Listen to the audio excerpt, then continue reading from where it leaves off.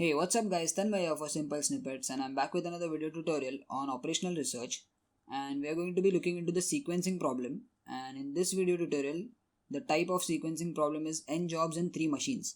So if you have seen the previous video tutorial of this playlist, you would have found a new sequencing problem or different problem that had n jobs but 2 machines. So here we will be dealing with 3 different machines, and let me just read out the problem. So here's the problem: find the sequence for the following 8 jobs, and that will minimize the total elapsed time for the completion of all jobs. So the first step that we need to do is we have to find the optimum sequence of the jobs, and they've given us a sequence and each job is processed in the same order CAB. Now the C, A and B are the names of the three different machines. So they've been given us a sequence. So first the job will be processed on machine C, then on A and then on B. So entries are given for the processing time in hours. So we'll see the table wherein the entries are in hours, and the things that we have to find out are the idle time for all machines and the entire system, and we also have to find out the total elapsed time. So let's see the problem. Okay, so as you can see on the screen, the left side wherein the question is given, and we have the jobs as 1, 2, 3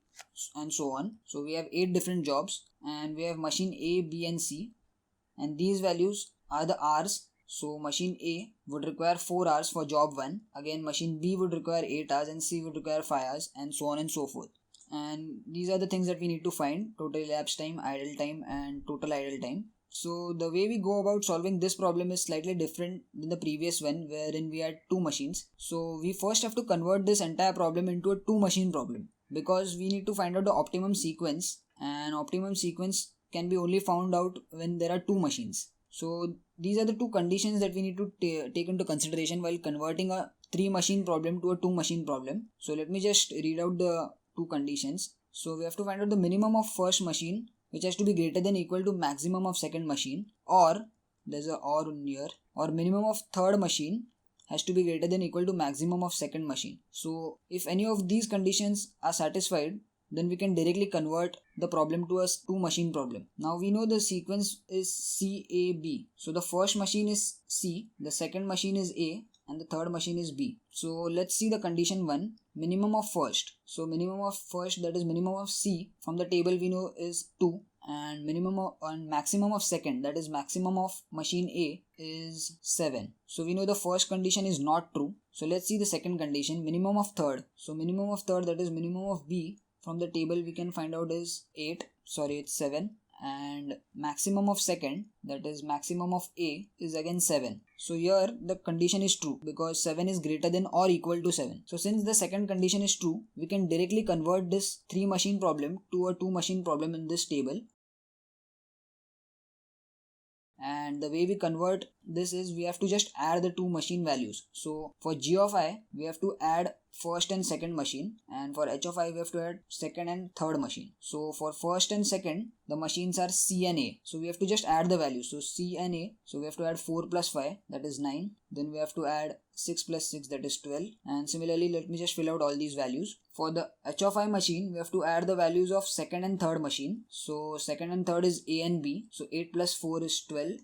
10 plus 6 is 16. Then we have 7 plus 7, 14. And let me just fill out the other values. Okay, so as you can see, now we have converted this 3 machine problem into a 2 machine problem, and we do this just to find out the optimum sequence. Now the optimum sequence process is similar to the 2 machine problem. So what we do is we find out the minimum of all these values. So let me just find out the minimum value, and as you can see, 7 is the least value of all these values. So for G of I, we go from left to right, and for H of I, we go from right to left. So since 7 is for G of I and job 4, so I start from left to right and I write job 4, and then I cancel out this entire column. Now we search for the next minimum value. So the next minimum value is 9, and let's take job 1 for G of I. So I'll write job 1 for G of I. You can take job 3 or job 5 as well, but I'll go in a proper ascending order and cancel out this column. Now again the next minimum value is 9 for job 3 on G of I. So I'll write 3 over here,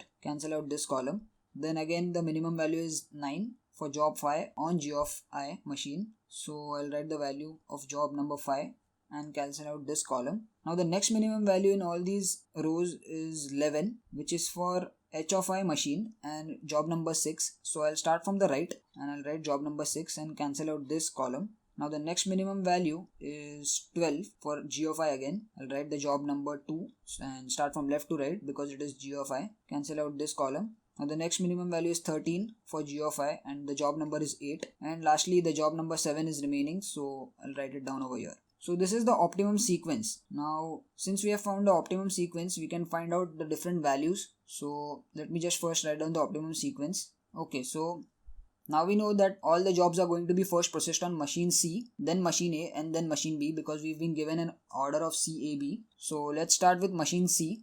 Now we'll start from the 0th hour. So the job number 4 will be entering this machine at 0th hour. So we'll write 0, time in would be 0.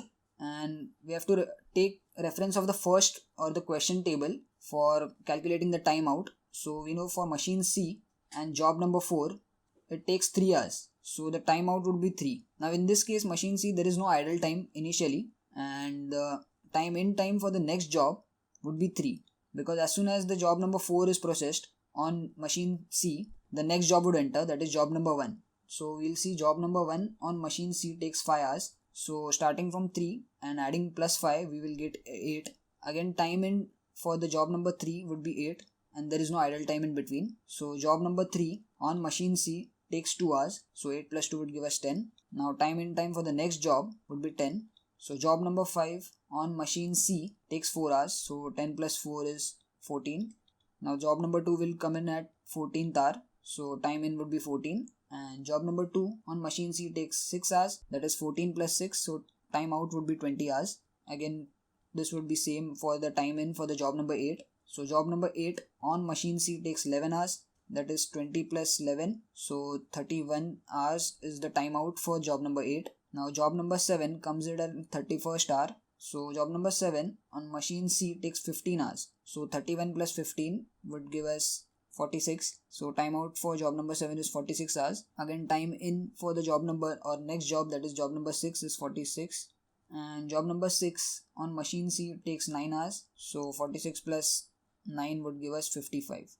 Okay, so these are the values for machine C. Now we move to the next machine, that is machine A. So since the system started at 0th hour, the first job was allotted to machine C and the first job was job number 4 and the timeout was 3.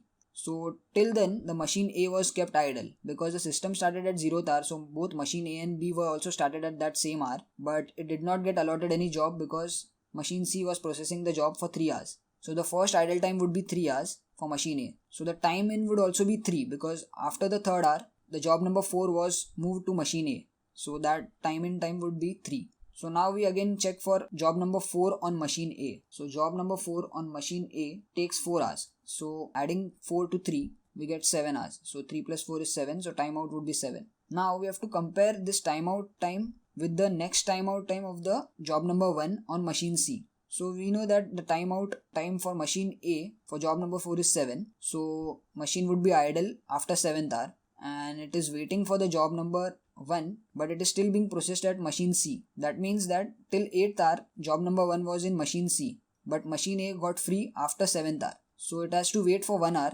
and the time in would be again 8 for the next job, that is job number 1. So now we have to check for job number 1 on machine A, that is 4 hours. So 8 plus 4 would give us 12. And now we have to compare this 12 with this 10. Now since 12 is greater than 10, so we can directly write down 12 over here because it did not have to wait for any job number 3 to get free. Now again we have to check for machine A on job number 3 or job number 3 processed on machine A. That takes 7 hours. So 12 plus 7 would give us 19.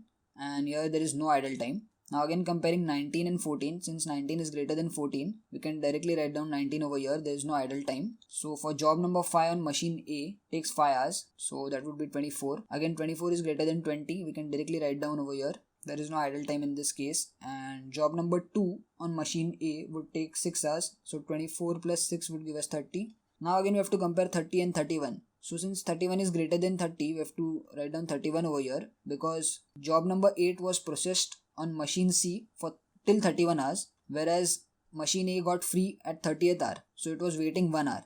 Now we have to compare job number 8 on machine A, that takes 2 hours. So 31 plus 2 would give us 33. Now comparing 33 and 46, since 46 is greater, we can directly write down 46 over here. So for job number 7 on machine A, it would start from 46th hour. So the wait time here is 46 minus 33, that is equal to 13. Now job number 7 on machine A. So job number 7 on machine A takes 6 hours. So 46 plus 6 would give us 52. Now we have to compare 52 and 55, and since 55 is greater, so the time in for job number 6 would be 55. And again we have a wait time over here, so 55 minus 52 would give us 3 hours of wait time. Now job number 6 on machine A. So job number 6 on machine A takes 3 hours, so 55 plus 3 would give us 58. So this is for all the calculations for machine A. Now let's move ahead with the last machine, that is machine B. So the timeout time for job number 4 for machine A is 7 hours. So that would be the time in time for machine B, because since the entire system, that is all 3 machines, started at 0th hour, but machine B did not get the job number 4 until it was processed by machine A. So that happened till the timeout time of 7 hours. So time in would be 7 hours, and it had to wait for 7 hours from 0 to 7. So idle time would be 7 hours. Now again we have to calculate for job number 4 on machine B. So job number 4 on machine B takes 8 hours. So 7 plus 8 would give us 15. Now comparing 15 and 12, we know 15 is greater, so machine B did not have to wait for job number 1. So time in would be again 15. So now job number 1 on machine B takes 8 hours. So 15 plus 8 would give us 23, and the idle time would be 0. Now comparing 23 and 19, we know 23 is greater, so machine B did not have to wait for job number 3. So I'll write 23 as it is, as the time in time for the next job, that is job number 3. So job number 3 on machine B takes 7 hours. So 23 plus 7 would give us 30. So that is the timeout time, and it did not have to wait, so idle time is 0. Again comparing 30 with 24, 30 is greater, so I'll write 30 over here, and there is no idle time. Job number 5 on machine B takes 11 hours, so that would be 30 plus 11, 41. And comparing 41 and 30, 41 is greater, so I'll write 41 as the time in for the next job without any idle time. Job number 2 on machine B takes 10 hours, so 41 plus 10 would give us 51. Comparing 51 and 33, 51 is greater, 51 is the time in without any idle time. So job number 8 on machine B, job number 8 on machine B takes 13 hours, so 51 plus 13 is 64. Comparing 64 and 52, we know 64 is greater, I'll write 64 is the time in for the next job without any idle time. Now job number 7 on machine B, we have 9 hours, so 64 plus 9 would give us 73. Comparing 73 and 58, 73 is greater, so the time in would be 73 for the next job without any idle time. And job number 6 on machine B takes 8 hours, so 73 plus 8 would give us 81. Okay, so now we have calculated all the different values required for machine C, A and B respectively. So let's move on with the final calculations. So let's see the idle time for machine A, or rather let's start with machine B first. Now we know that machine B had to wait only for 7 hours initially. So this is the only idle time it had to wait. So the idle time for machine B would be 7 hours. Calculating the idle time for machine C. Now we know machine C completed all its operations at 55th hour, and it did not wait in between any jobs. So we don't have idle time column for machine C. But we know the system finished at 81th hour, that is all the jobs processed and completed at 81th hour. So machine C was still kept on. So the total idle time for machine C would be 81 minus 55. So 81 minus 55, which is equal to 26. And for machine A, we have the idle time as 3 plus 1 plus 1 plus 13 plus 3. So this is equal to 21. But we know that machine A completed all its processes at 58th hour, and the entire system completed all its processes at 81th hour. So machine A still had to wait from 58 to 81 till the entire system completes all the processing. So 81 minus 58 would give us 23. So we have to add 23 as well. So 21 plus 23 would give us 44. So these are the individual wait times or idle times, that is 44 hours for machine A, 7 hours for machine B and 26 hours for machine C. So the total can be given as 44 plus 7 plus 26, which is equal to 77 hours. Now for the total elapsed time, this time is the time when the system entire completed all the processing of all the jobs. So we know at 81th hour, the last machine, that is machine B, executed the last job. So this is the total elapsed time. So it would directly, we can find out from this table, that is 81 hours. So these are all the necessary values that we need to find out. So we found the idle time for A, B and C individually, as well as the total idle time, and we found out the total elapsed time as well. Okay, so that's it for this video guys. I hope you understood the entire numerical and how to go about solving a huge problem like this. And if you like this video, give it a thumbs up and don't forget to share it with your friends. Also, if you have any comments or queries, you can put them in the comment section and don't forget to subscribe to our channel. Peace.